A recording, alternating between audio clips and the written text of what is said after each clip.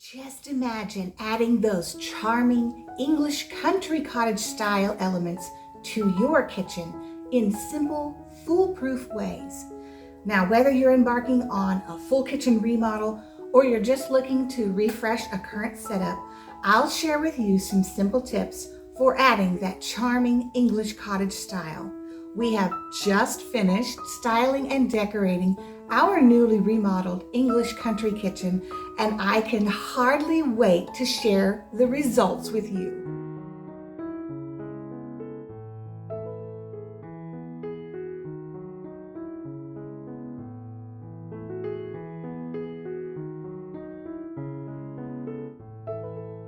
Hi friend, I'm Rachel, creator of the YouTube channel and blog StoneCottageHome.com, where we cultivate the art of home from our heart with our hands. And today, this is one of the most exciting episodes in our kitchen remodel series. We have finally reached the exciting part where we are styling and decorating our newly remodeled English country kitchen. So here's what we have on the agenda for today. First, let's revisit what has been accomplished in this remodel so far. I'll share with you our budget breakdown for what we have spent. Then on to the next part, the most fun part, where we will be decorating the kitchen. I always like to get some good inspiration pictures solidly fixed in mind before we go shopping. Then I'll share with you the treasures I have found, which I have been hunting for since January of this year. And finally, you and I will style and decorate this English country cottage kitchen together. Okay, friends, let's step back in time and watch the transformation of this kitchen from a 1964 dark and dated honey oak space to what it is today. In episode 1, we removed the hanging cabinet that was suspended over the peninsula and replaced it with a trio of copper and glass pendants. Then in episode 2, we painted the cabinets a beautiful cream and vintage green two-tone color scheme. We added new hardware, replaced the ceiling fan, added a bamboo blind and a vintage pendant over the kitchen sink. In episode 3, we added a butcher block countertop along the back counter, along with a farmhouse sink, an unlacquered brass faucet, and beautiful Celige tiles handmade from Morocco. In part 4 of this series, we solved a design dilemma by adding some textural interest to a rather builder-grade wall by installing tongue and groove paneling and painting it in ivory lace to match the rest of the kitchen. And then, surprise to us, we received the sweetest, most generous gift of a creamy quartz countertop from Miss Shara and her husband Raoul of Castletop Countertops. This beautiful gift elevated our kitchen beyond what we had planned or imagined. And now for the budget breakdown. So that's the progress we've made so far on episodes 1 through 4 on remodeling this English country kitchen. Now that we have this good solid canvas to build upon, it is time to style and decorate. Before we head off to the thrift and antique stores, I'd like to share with you some inspiration pictures I have in mind so that we have an idea of the direction we're headed for decor in this English country kitchen. When looking for design inspiration, I typically find what I'm looking for from 3 different sources. First of all, people with real homes, like Marion Parsons of Miss Mustard Seed and several others. Also online from Pinterest and Instagram, and from books. There is something about a tangible item you hold in your hand where you can slowly study and take in all the details of a photograph. Now, interior design is just like any other skill. It is a learned skill, so therefore it involves study. Although that word is pretty heavy when you consider how much fun interior design is. But I do encourage you, create a Pinterest account, Get some wonderful design books and start studying all of the pictures that bring a sense of hominess and joy to your design style. What you're looking for in all of these sources is a common thread, patterns, color palettes, or design pieces that repeat themselves over and over. By doing this extra step, you will find that when you go to a thrift store or an antique store, all the pieces you buy are going to have a common thread. As you develop your eye, you will find that your style becomes more and more cohesive. You no longer have that problem of, I bought all these things at the thrift store, but they don't go together. All of your things will begin to meld and mix to the place where you can easily pick up design pieces from one room, move them to the next room, and they look just as at home and beautiful. From my collection of Pinterest pins, I noticed that there were several things I kept repinning. One of those was copper in the kitchen, art in the kitchen, and beautiful fruit bowls. The inspiration pictures that I gathered from Miss Mustard Seed's home always included her soft blue and white antique pitchers, her sugar bowls without the lids, her plates, and I loved her setup by the kitchen sink for soap. And then from one of my design books that I found at Half Price Books, there was a spread of a kitchen that looked so charming, so old world and homey and welcoming. This blue and white spread of dishes in this quaint kitchen just really gripped my design eye, and I knew I wanted to incorporate some of that into my own kitchen. Now that we kind of have an idea of where we're headed from gathering images of inspiration, let's talk about what you look for in the thrift or antique store. There's just a few things to keep in mind. One is to go with a specific list. I do have certain things from these inspiration pictures I am looking for, but go with an open mind, because sometimes you will see a piece that is cohesive, very cohesive with what you've already selected, but you hadn't thought of. The other is to have an abundance mindset. And here's how you apply that. When I'm looking for pieces of copper, I'm thinking down the road as to where I can use these in the future. I may not always have this kitchen in mind. I may not be decorating this pantry or this home, and I would like to buy pieces that I can carry down the road and use again. So I'm looking for pieces that are real copper, properly made with good handcrafted, unique charm. The same thing applies to lamps. I would rather wait and save my money and spend a little bit more on a real solid brass French bouillie lamp than to buy a knockoff at the thrift store. Fewer, better pieces will always serve you better in the long run.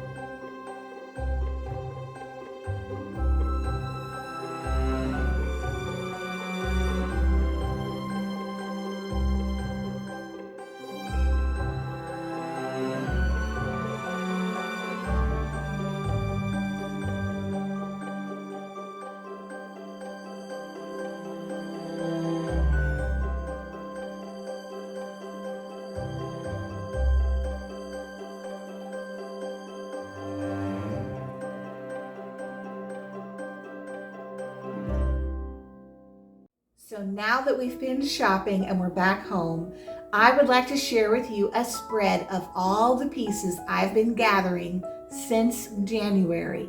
You will notice that there is a cohesive color palette and style throughout all the pieces collected for this kitchen. And that is because we began with the end in mind, we narrowed down our inspiration pictures, and we honed our eye for exactly what we were looking for.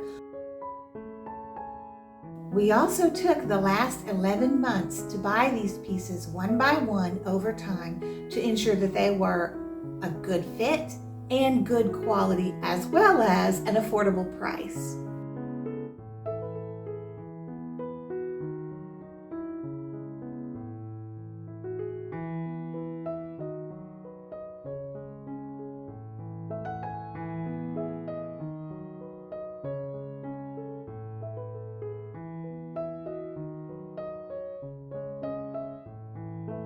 Moment has come. Let's style and decorate this English country kitchen.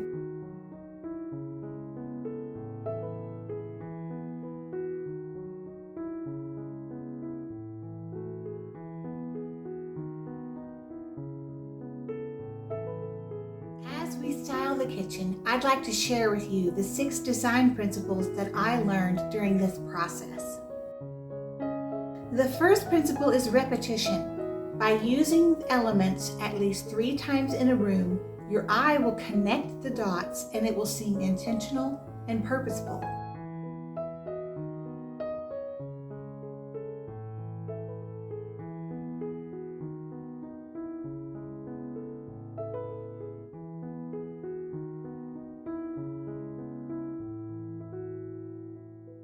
The next is cohesion.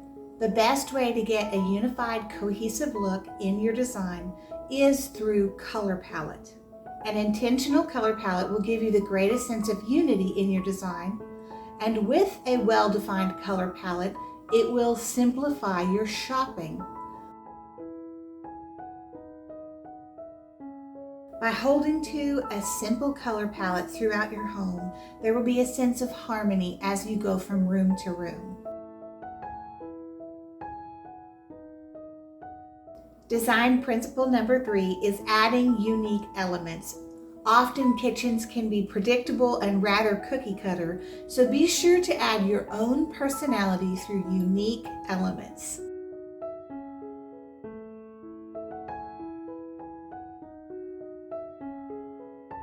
Principle number 4 is refining the ordinary. We all need a scrub brush, we all need a soap dispenser, so it is finding ways to take those utilitarian, common, everyday items and making them not only beautiful, but cohesive with the style and color palette that you've chosen for your kitchen.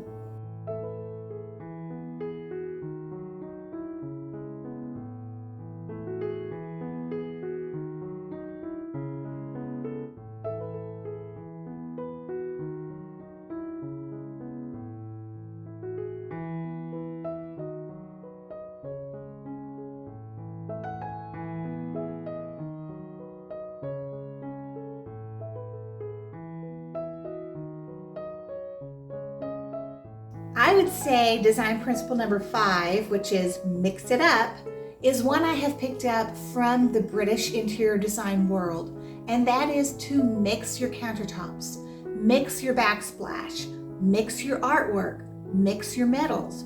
All of these things help to create a more unique, personalized look than the standard off-the-shelf kitchen that you'll see over and over again.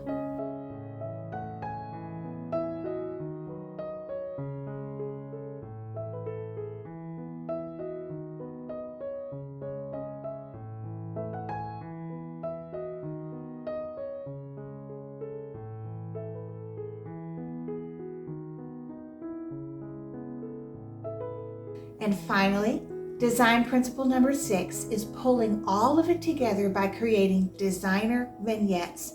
This is the secret to creating a home that looks curated and not cluttered. There's a couple of different ways to do this. First of all, you can use an anchor item. That is by putting something underneath your grouping. This will anchor all those pieces together and give them a sense of belonging.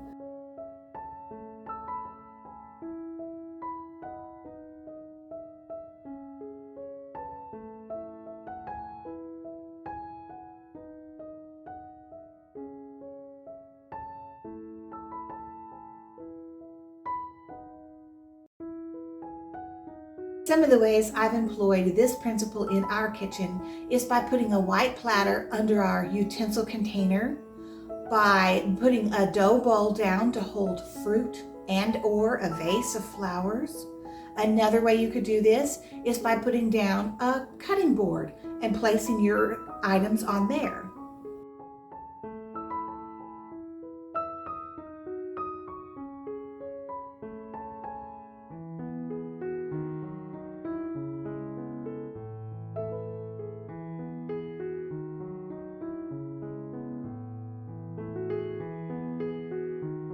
You can anchor a designer vignette by putting something beneath, as we've done, or by putting something behind. Either way, it gives your eye a visual cue that this particular space is where these items belong. They don't look scattered. They look grouped and intentional.